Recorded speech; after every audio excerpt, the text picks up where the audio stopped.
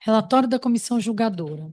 Aos 29 de abril de 2025, atendendo ao disposto no regimento da pós-graduação da Universidade de São Paulo, a candidata Roberta Tavares Barreto Teixeira, ao título de doutora, apresentou sua tese de doutorado com o título Fatores de risco para desfechos clínicos em 30 dias em pacientes com Covid-19 grave. Essa comissão, indicada pela Comissão de Pós-Graduação, é de parecer que a aluna apresentou adequadamente os resultados de sua tese. Trata-se de um estudo retrospectivo sobre Covid-19 e fatores prognósticos.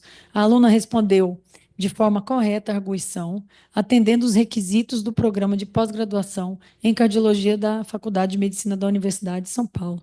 Assim, a banca julgadora considera a aluna aprovada. Parabéns, doutora Roberta.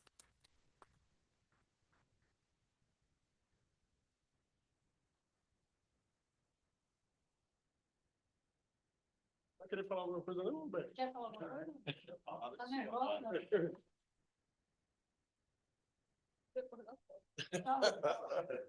Pega a folha.